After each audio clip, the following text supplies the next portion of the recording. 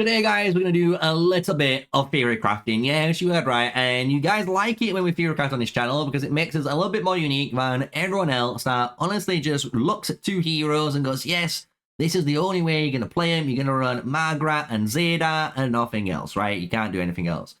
What we're going to be doing is theory crafting the whole aspect of long-range warfare.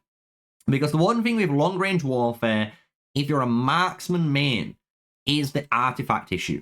Everyone knows this, right? So if you're an artifact user, you'll understand with long-range warfare, your artifacts like the Gold Crest, Viola's bow, even Shadow Blades, right? These artifacts have a small range. They have actually a medium range circle, meaning you're not going to get potentially the full effectiveness of the artifact. So what it comes down to for a lot of the archer mains, they're trying to find what best artifacts they're using for stats, right? Because stats at the end of the day is more important to them than the actual effective skill, right? Because that long-range warfare, they know that stat is going to change if a positive trade to a negative trade.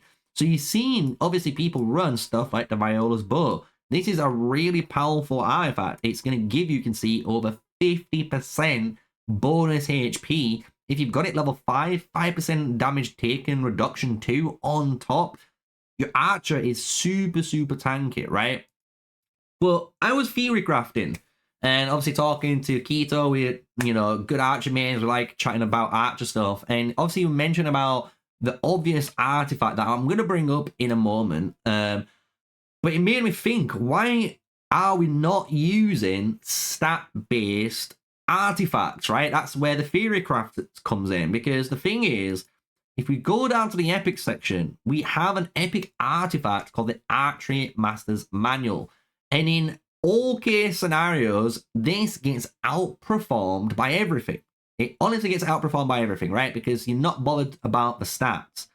However, with long-range warfare, it really does change the mindset of the archer player. Because now, if you think about it, the Archer's Manual, when you have this maxed out, is going to give you a 5% damage taken reduction on your march. You're going to get as well, when this is maxed out, I believe it's around 50%, or it could be again between 40 to 60%. Let's just say that, right? Marksman defense, which is super, super tanky. So you're super, super tanky with this. But for 20 seconds, guys, 25% attack bonus. Like, what? And you don't even need to have this on autocast, which is kind of insane. You could put it on autocast and let it just go when it's on off cooldown, which would be really funky. But you've got to think, as a archer main, why are we not thinking about this, right? This is an insane amount of stats that we're gaining to our march. We don't care about it because we know it's going to activate every single time. And the people, we don't have to worry about the range anymore, right? And obviously that leads into the obvious choice, right? Heart of Kamasi, right? This is another artifact, which basically is the Archer's Manual, but on steroids, if you think about it, right? Because this is going to grant, if you have it maxed out, 30% attack bonus, so you get 10% more, and 30% normal attack damage bonus, so you get another buff. But this is going on to your legion and 2 nearby friendly legions. So just think about this right now. You have this buff that could AoE buff 3 of your marchers. If one of your marchers doesn't get buffed, it's not much of a problem because you've got the Archer's Mastery Manual to buff it. You know what I'm saying?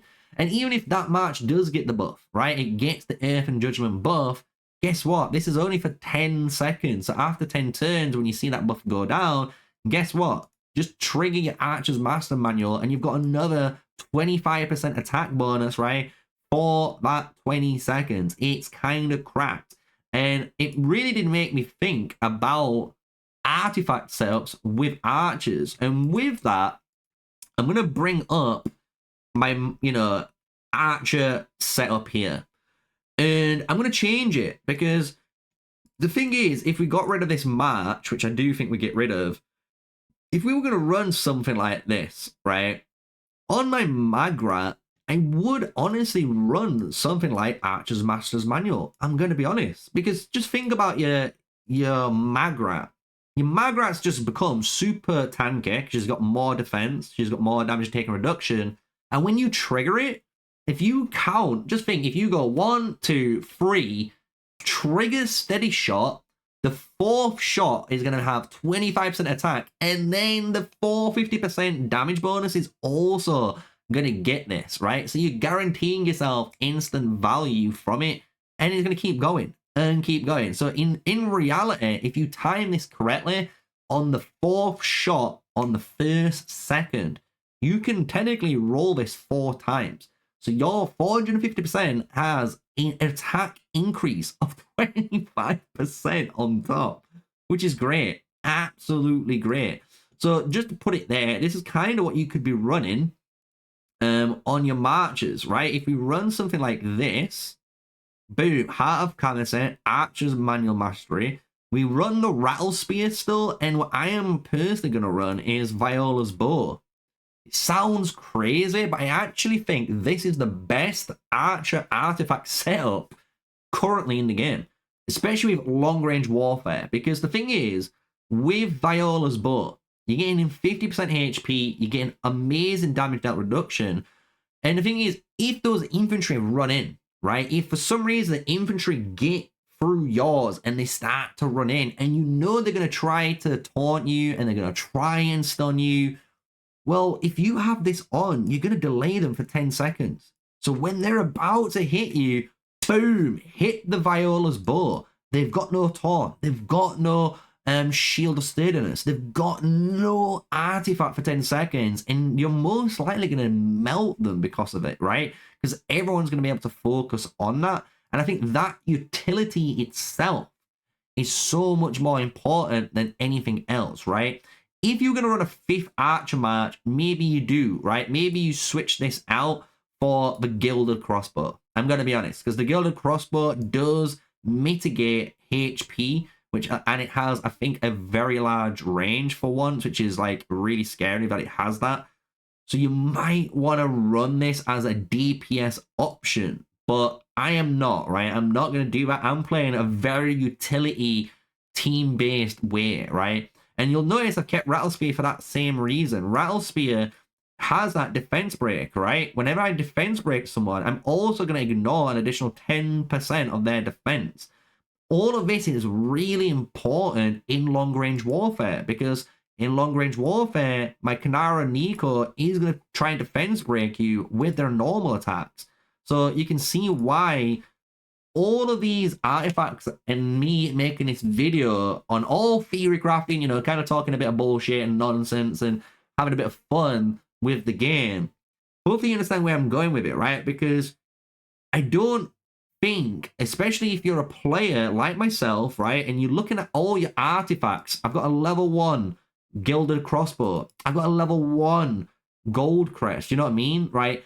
Those artifacts at level 1 are really not going to do as much work as something like a Viola's Bow or even a maxed out Shadow Blades. Because even at a maxed out Shadow Blades, it isn't defensive at all. But getting 62% attack and having that 5% is so important. The 5% damage dealt and damage taken reduction is so powerful on a passive based level. Like, you might run it over just having the 1.5, right? Because it makes more sense. Why would I have 1.5 when I could just run 5%, right? And this is kind of where a lot of the marksman mains, hopefully, are thanking me for teaching you guys this, because the thing is, long-range warfare does change how you have to play marksman. You do not play them the exact same way. They do play a lot different. It's a lot kite heavier because you are trying to maximize the fact that you're on max range with mages, but you're dealing the most damage per turn. And by doing that, you can get the best trades if you're working together, and obviously micromanaging your marches right.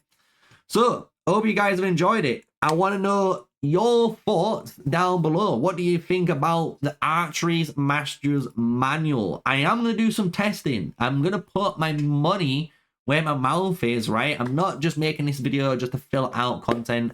I'm going to be testing this out myself, because I truly do believe this could be a game changer for so many players, even free-to-play players, going for long-range warfare knowing that Archer's Master's Manual could be an absolute powerhouse because of just how simple it is. How simple it is how powerful it is. And the thing is, before we end it right there, you might be laughing and go, it's too basic. Guys, the best tanking artifact in the game is one of the most simple artifacts in the game. Just being able to suspend so you are immune to all damage for 10 seconds is so powerful. Because there's so many times you do this and you've got 50 to 100 players still targeting you in the ice barrier because people play on dot mode, they don't play zoomed in, so you get full advantage of this. So don't laugh at an epic artifact. I made that video a few days ago and I kind of hinted a little bit in that video and I've been thinking a lot more about it, but honestly, Archer's Master's Manual. Tell me your thoughts down below. Tell me if you're going to test it out yourselves. I'd love to get more data on this apart from just myself and how it's been doing. But I do think this could be a really powerful artifact in long-range warfare meta gameplay. So if you've enjoyed the video, smash like, comment, and subscribe. Till the next one, guys. Stay safe, stay sneaky. Peace out.